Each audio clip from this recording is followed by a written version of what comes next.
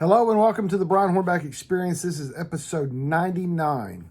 For those of you that were paying attention on the last Brian Hornback Experience, I said 97. Actually, 97. Actually, that last one was 98. It's corrected, but on the voice, my voice, still said 97. Hey, we make mistakes, right?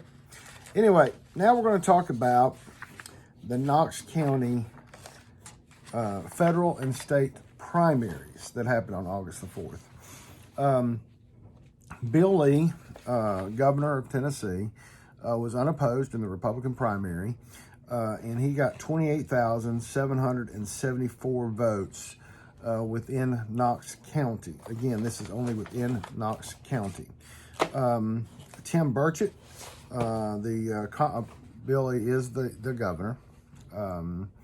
There's a little bit of an, I've not looked yet to see what the undervote is on Bill Lee, but there was some controversy with Larry Arnn, who's the president of Hillsdale College, and some disparaging remarks that Larry Arnn made regarding teachers, and in particular teachers in Tennessee.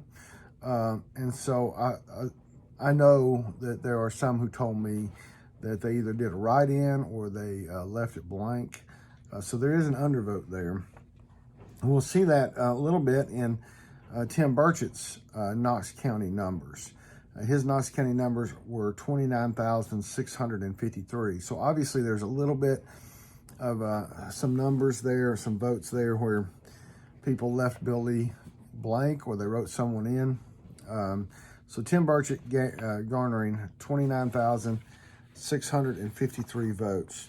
Now, Bill Lee will have an opponent in November, and his opponent will be, let me look for that. His opponent will be Dr. Jason Martin. And Dr. Martin got, there was a total of 21,260 votes cast for the Democrat governor candidates. There were 3 Democrat governor candidates on the ballot in Knox County. There was Carnita Faye Atwater, Jason Brantley Martin, and J.B. Smiley Jr. out of Memphis, I believe. So a total of 21,260 votes cast in the Democrat primary for governor. Jason Martin got 9,912 of those for a total of 46%. Now, so again, we skip down to Tim Burchett. He got 29,653. And Mark Harmon got 19,502. So a lot of room for Mark Harmon to have to make up if he's going to be competitive in November. Now we go into the State Senate, District 5. That's Lieutenant Governor Randy McNally. He represents Loudoun, Anderson, and parts of Knox. This is only the Knox County numbers. He got 2,944 votes, and his opponent, Earl Segrist, out of Greenback, got 590. So Lieutenant Governor got 83% of the Knox County vote. Moving now into the what a lot of people thought was going to be a pretty hotly contested state Senate race, and that was the race with Dr. Richard Briggs and Kent Morrell. It was interesting that in that particular race, Richard Briggs got 66.11% of the vote, or 8,574 votes, to Kent Morrell's 4,395 votes, or Kent Morrell's 33.89% of the vote. And so, you know, it's you're going to hear the name again of you're going to hear the name of Kent Morrell again here shortly. Because he was on the ballot twice, and so for that reason, he'll be back, and he'll be in another column. So that means that Dr. Briggs will now face Brian Langan, Langan. He got 7,390 votes. So again, based on the Republican votes that were cast, is about 12,969. So a little bit for Mr. Langan to have to make up. We move on to the Tennessee State House races in Knox County. We start in numerical order. So we start in District 14. Jason Zachary, who is the incumbent state representative, got 6,361 votes. He was unopposed in the Republican primary. He now faces a Democrat opponent who was unopposed in the primary, Amanda Collins, who got 3,204 votes. Then we move down to District 15. That's represented by former county commissioner and now finishing his first term, Sam McKenzie. He's a Democrat. His wife is was vice mayor of the city of Knoxville, city council, Sam McKenzie.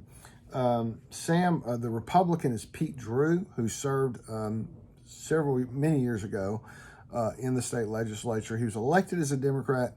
He switched to the Republican Party during his term when Lamar Alexander was governor. And he's ran several times before and has been unsuccessful. But now he's going to be challenging Sam McKenzie.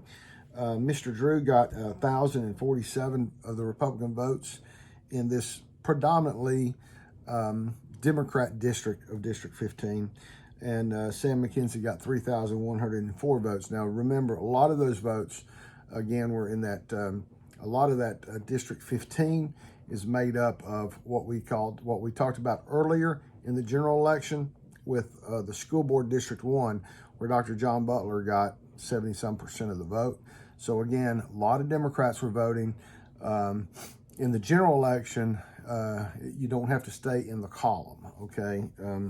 You can deviate out if you want to. I don't think a lot of people do, but you can deviate out. Let me make a note here. Then Michelle Carringer was unopposed in the Republican primary. She garnered 4,574 votes in her Republican primary, and she has no Democrat opponent. One of the more hotly contested races on the Republican Party was in District 18, and that was between Elaine Davis and City Councilwoman Janet Testerman.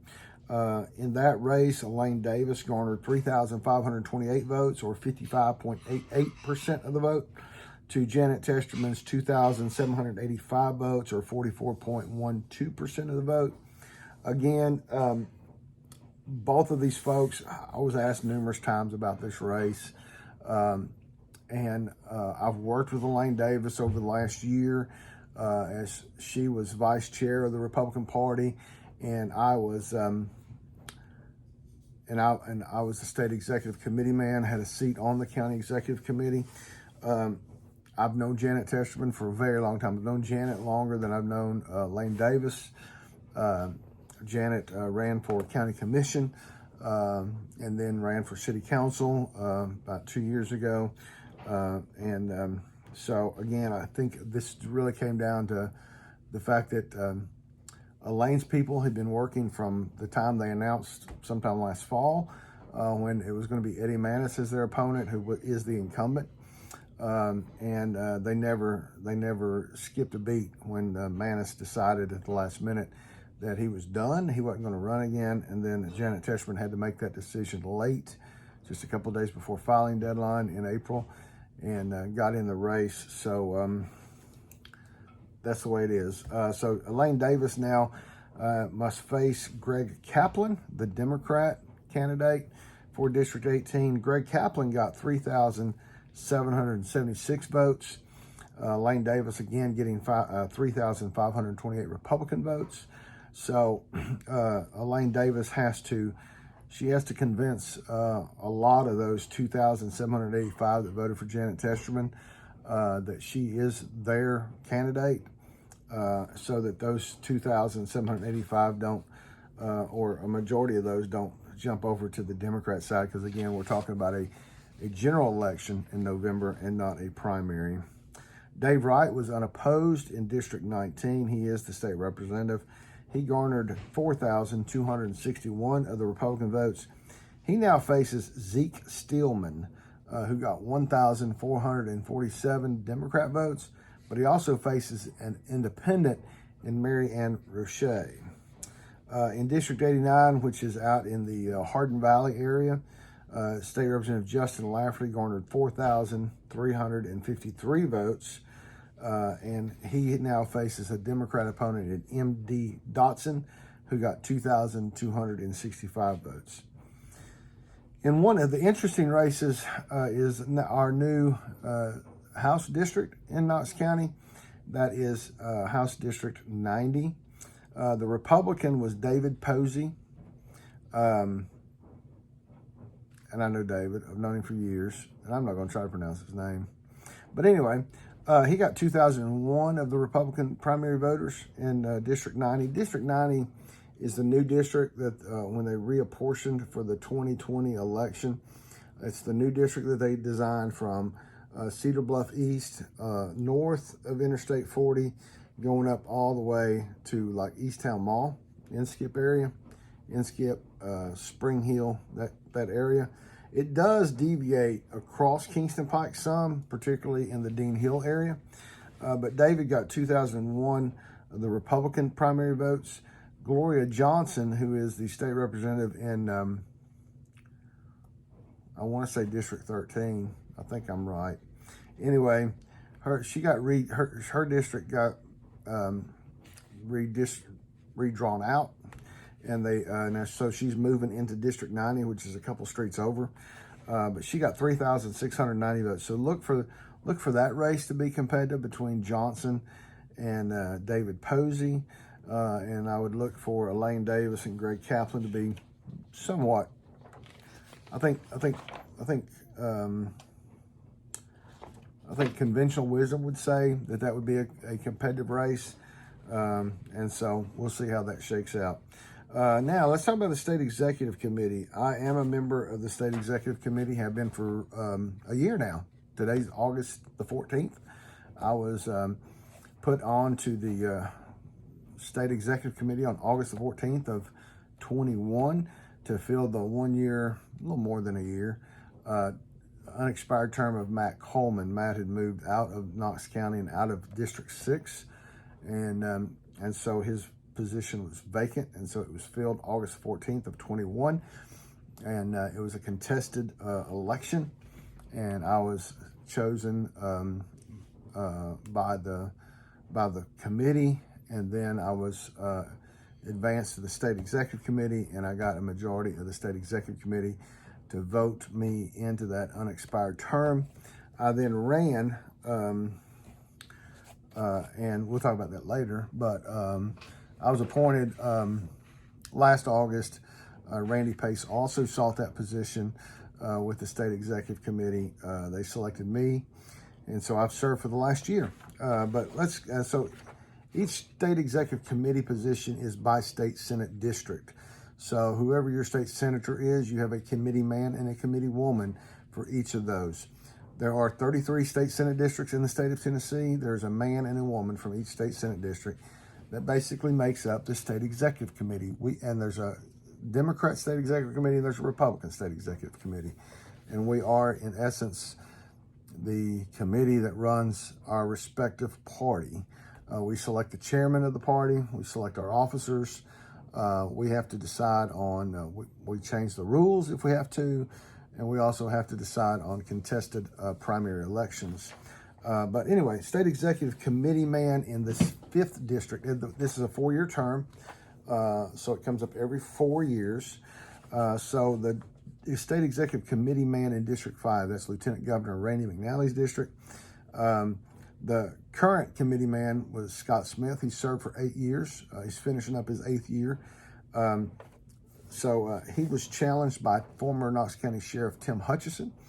And Hutchison garnered, in Knox County, 67.64% of the vote, or 2,306 votes, to Scott's 32.36%, or 1,103 votes.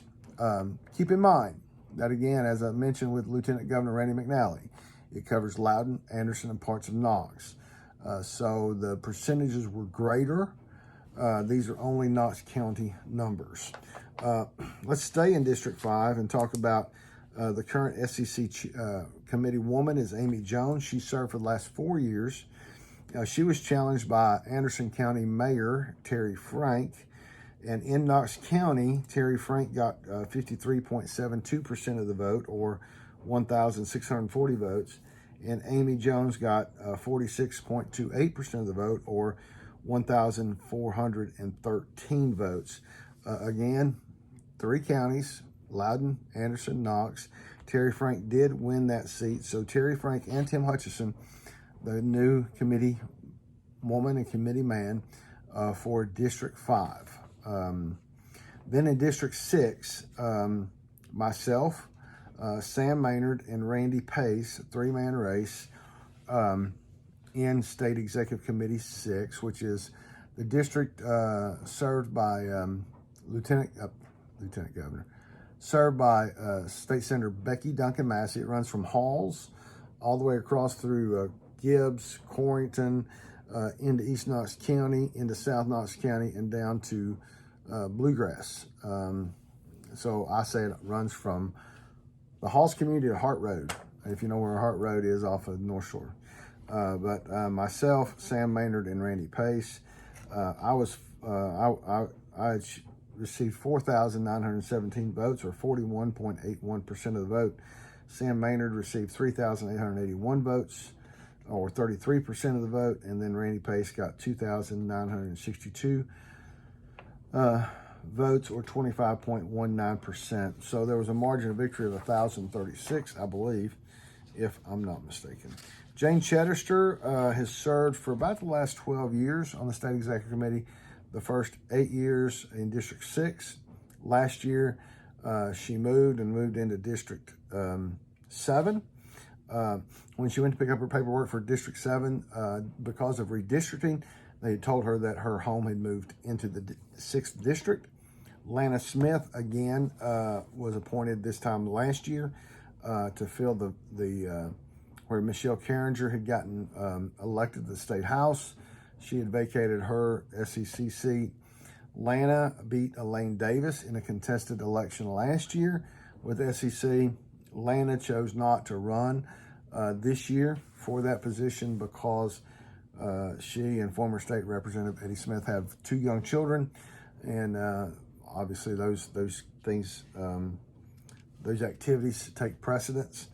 And so because Jane got moved in the 6th district, Lana did not run. Jane ran unopposed, and she got 11,488 votes. So that then takes us into District 7. And with the committee men, there were 4 candidates. Leonard Doc Brown, he's a retired ear, nose, and throat doctor. Rob Gray, who's secretary of the Knox County Republican Party. Kent Morrell, who we just talked about, had run against Richard Briggs. And Wayne Sellers, longtime Republican down in the Concord Farragut area, has been president of the Concord Farragut Republican Club for a number of years. Kent Morrell, again, he'd been on the ballot for state Senate and SEC. Let me explain that real quick. He had picked up for the SEC because there was a lawsuit challenging the state Senate redistricting lines. They extended the deadline for state Senate candidates. Kent picked up a petition. By the time he returned his petition for state Senate, the withdrawal deadline, which is 1 week after the filing deadline, had already passed, so he could not take his name off the ballot for SEC. So that actually played to his favor because those folks that didn't feel like they could vote for him for state Senate, they voted for him for SEC. So he got 5,478 votes, or he got 50.91%. Kind of unprecedented in a 4-way race to break 50%, but he did. Doc Brown came in second with 20.70%, or 2,227 votes. Rob Gray came in third with 15.21% of the vote, or 1,637. And Wayne Sellers came in fourth with 13.19%, or 1,419 votes. So for the State Executive Committee man, District 7, this is Dr. Briggs's district. You had Karen Brown, who had served for about 12 years. She took the last 4 years off. And Janice Cry, who's the treasurer of the Knox County Republican Party. Karen Brown is the wife of Leonard Doc Brown, and who came in second for the committee man in District 7. but Karen Brown did get 59.59% of the vote, or 5,958 votes, to Janice Brown's 40.41%, or 4,041 votes. So that is how the precincts, that's how the primaries broke down in Knox County. So let's review what we're going to be voting on in November. We're going to be voting on Bill Lee and Dr. Jason Martin for governor, Tim Burchett and Mark Harmon for Congress. Randy McNally has no Democrat opponent, so if you live in Randy McNally's district, that's a freebie. Dr. Richard Briggs in District 7 will be facing Brian Langen. Jason Zachary in State House District 14 will face Amanda Collins. In State House District 15, Pete Drew, the Republican, will be facing the incumbent Democrat, Sam McKenzie. For those of you in State House District 16, Michelle Carringer has no opponent. In House District 18, Elaine Davis, the Republican nominee, will face Greg Kaplan, the Democrat. In Tennessee House District 19, State Representative Dave Wright will face Democrat Zeke Stillman and Independent Mary Ann Roche. And in District 89 State House, State Representative Justin Lafferty will face Democrat M.D. Dotson. And in Tennessee House District 90, Republican nominee David Posey will face Democrat State Representative Gloria Johnson. So again, I think that the two competitive races, first of all, I think the District 90 with Gloria Johnson, David Posey, I think it's going to be a barn burner. And I think Elaine Davis and Greg Kaplan has the potential to be a barn burner. So again, it's up to Elaine and her team to really try to identify who those 2,700 plus people were that voted for Janet Testerman, potentially meet with Janet Testerman, and try to get Janet's buy-in. The biggest thing about that is that Janet's on the city council at least for another year and a half. She's up for re-election next year in 23, in August and November of 23, so more than a year away. So she's been on council now for 3 years. And so at some point, the state house and the city council have to work together with legislation. And so it would be advantageous to both those ladies to sit down to communicate. Lane should seek Janet's endorsement and help. Clearly, Janet has, she raised more money than Elaine. Money does not buy an election. Money just helps you to put out more mail, put out more signs, have more door knockers, but it doesn't guarantee you a win. And so it's imperative that the two ladies get together and try to help each other. And ultimately, that's what the Republican Party has got to do. The Republican Party has got to be bringing all the different opinions of the party together. And that's one reason that I sought a full 4-year term on the state executive committee. Is it's time that we quit some of the turf battles, some of the personality battles, and we all work for a greater good, which is the Republican Party, because ultimately what's going to happen is the Democrats are going to continue gaining footing, and the Republicans are going to the Democrats are going to start winning. It's a small race here, a small race there, but at the end of the day, as a party, the Republicans got to stick together. Whether we agree with each other on everything or not, we got to stick together. So I hope you enjoyed this 99th episode of the Brian Hornback Experience. This concludes all of the August 4th, and we will now move on to November. Have a great one.